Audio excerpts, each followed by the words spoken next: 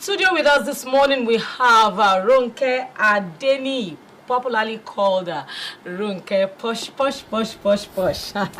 She's an educationist and the CEO of La Poshe School. Good morning. Good morning. Thanks for inviting me. Good morning. Good morning, everyone. Good to have you. Yes, good to have you this morning. Yes, talking about security in schools. I know that you're so passionate about what has been happening in the recent times in our schools. But let's start from here. How actually did we get here?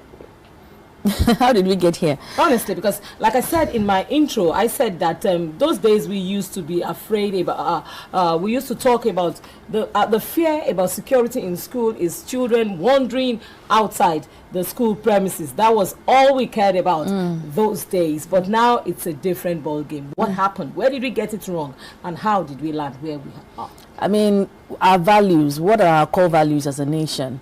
What are our beliefs? What do we really believe what we say in the national anthem and our pledge? Those core values and the family, they are not really taking their position anymore in the lives of people. So people do whatever it is that they want. If you don't have your core values and if you don't have love for one another, the basic empathy for one another is not there, the respect, the value of leadership, the value of hard work. If those things are not there, then you find that people just do whatever they want. They want to live very fast. They want to have everything yesterday. And they will do whatever it takes to get whatever they want. And if that involves kidnapping people, being in rituals, and just sacrificing anything to get what they want, then they will do it. So how did we get there? We got there because we have neglected our old-fashioned values. Okay, talking about neglecting fashion values, do you not think that the state of the economy has added a lot to all of this? You know, because I feel that what you are saying is that parents are not really doing what they are supposed to do, or they are not doing what our parents used to do. So do you not think the situation of the country, the economic situation of the country has led to all of this, and we are having the rippling effect of insecurity in schools? It's not only the parents, but also our leadership. Okay. But when you think about the leadership, what are their own core values as well? Because the leaders also come from the families. So the situation of the country, I mean, we have a lot of corruption. We read it in the news all the time. Somebody has stolen X billion. Somebody has stolen. What are the consequences for those actions? So if our leadership are getting away with blue murder, for lack of a better word, they're getting away with anything, then it's still us not facing those core values, not giving people the right consequences for bad behavior, and so people will just continue to do it. If I take 5 million today, nothing happens, then why won't I try for 50 million and tell someone that they turned into a bag of snakes or something like that? You know, anything happens these days, we just move on. So where do we go from here?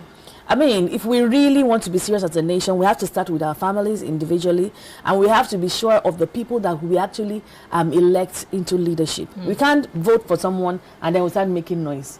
Once you've voted for the person, you have to support the person and keep praying for the person that the person does a good job. Once you've voted for them and they're not delivering, then it's on you. It's not on the person, because they did not vote themselves in, as difficult as it may be, as unpleasant as it may be.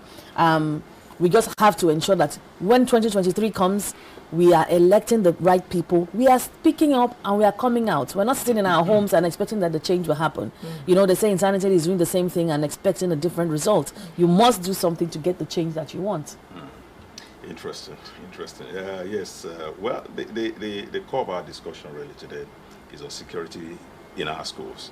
And of course, it cuts across so many divides. You know, many parts have to come together to ensure that we have security in our school. Well, why not holding brief for the government, which of course, as you seem to have been talking, and it seems to be landing on the side or on the table of the government. Now, why not holding brief for them? With the myriads of challenges of insecurity all over the country today. It's not only in schools, you know, so, and our security architecture, don't you think perhaps it's because our security architecture have been overwhelmed? That's why we're seeing some of this things. What do you mean by security architecture? Well, I mean security generally. Our police force. No, beyond police force. The military, they're all over the place. Yeah, so all the officials that should be doing that. Yes. But it's not the duty of the public. It's still the duty of the government. Is it you and I that will fix the police? I know. No, I mean, it's still the leadership. I agree with Yeah. you. I agree with you. But we're not, saying it as if the government aren't doing anything. I mean, nobody is saying they're not doing anything, but we need more. Okay. We need more because we can see that so many things are going on. If you want to travel from here to the east, I don't know the last time my parents were able to go to Kogi State because there's so many challenges. Sadly, my dad lost his sister lost the husband not long ago, and normally we would travel to Kogi State or Ilorin by road. And this is what my dad has done. Even growing up, we've always done that. We'll travel at Easter, summer, and December. But he doesn't go anymore. They don't go anymore, and they miss home so much. But because he had to be in Ilorin, he had to fly at 82, and he doesn't want to be doing that anymore. But he had to do that because of security challenges. If another friend of mine whose dad had died had told me that they have to go. I have to go through Lagos-Ibadan Expressway, and I'm thinking, I don't want to go and help somebody do funeral. They need to be my own that they are doing next. Everybody has that at the back of their minds, and who is going to fix that? It's not just you and I. We need to put people in place to do that.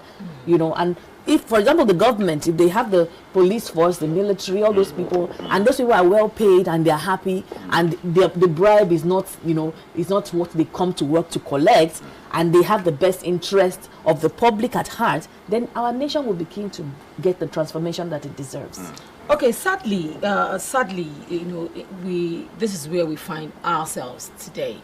Now, looking at the present day situation and a remedy for the present day, as in, okay, 2023 is still there. We would say children shouldn't go to school before 2023.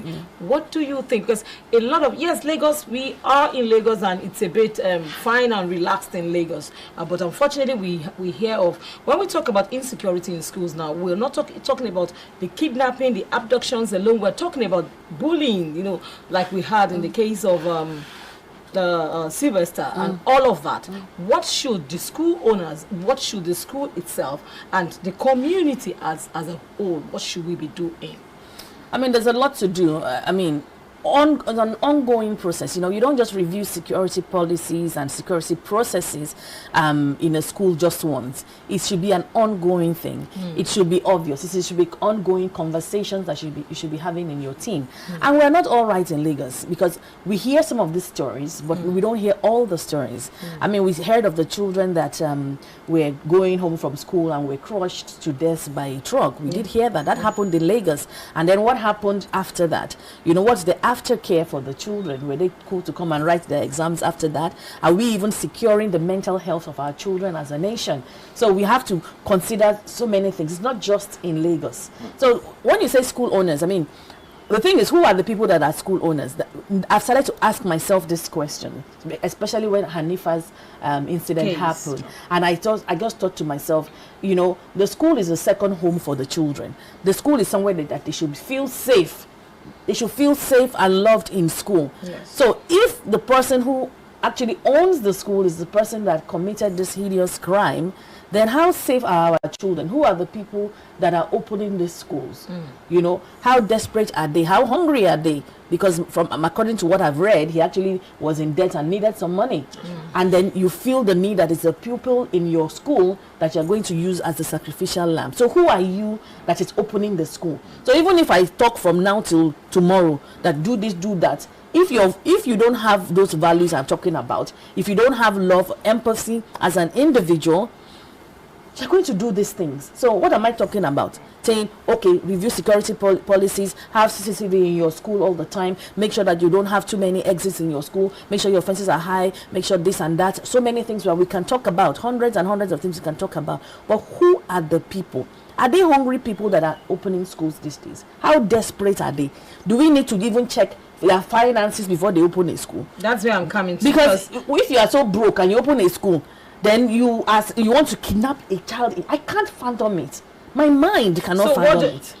What do you think we should do? Because like in the case of Hanifa Abubakar's case, the Kano state government decided to shut down all private schools. Now, you're talking about who are the people opening the schools. What is their state of mind? What is their financial, capability before going into this venture? So what would you, if you want to advise the government, what would you say should be looked into before giving approval to schools? I think background checks should be done to for those people that for all of us, really, because I run a school as well. But I will not exempt myself. Yes. Thankfully, I'm not one of the hungry ones. So, but a background check should be done so that they can see and screen and know the kind of individual that this person is. I mean, there are jobs where you are working in a bank and things like that. They do a background check. So Yes. they don't do, I don't know that they do that in schools. Should we introduce a background check for people? What resources do they have when they start this school? Are they, because a lot of them, you hear it all the time that a lot of people don't pay salaries to their teachers for months and months and months and months. Is it as a reflection of their financial status or greed?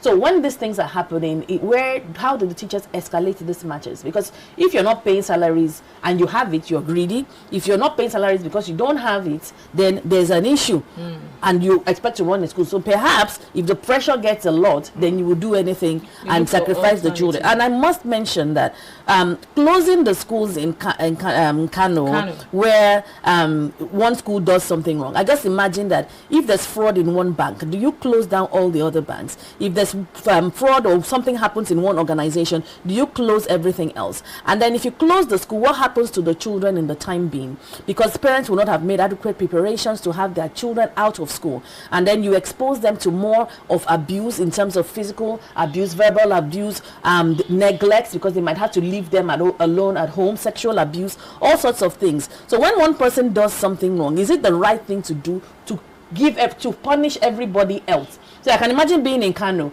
and I know how much I labor on a daily basis. I really don't have a life. I'm always in the school. I enjoy it. I like being there, but I'm always there. I'm giving my all. I'm learning all the time, and I'm growing, and I'm seeing the difference, the change. I'm speaking in the media all the time. I'm doing so much, and then somebody does something around the corner, and then you close my school.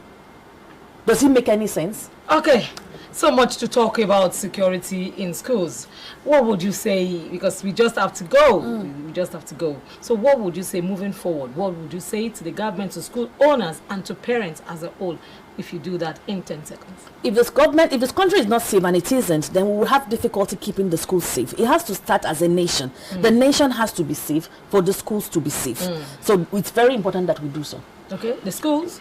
And for the schools, we just do background checks. We must constantly ensure that we have CCTV. We are checking the people coming in the school, the people that we are hiring into the schools. Be checking them. Don't just bring anybody off the street, even if they're cleaners or security, whoever it is. Make sure that you check them all the time. Go and know their homes. Know everything that you can about those people. Take their pictures. Do videos. Don't print, but anything that you can.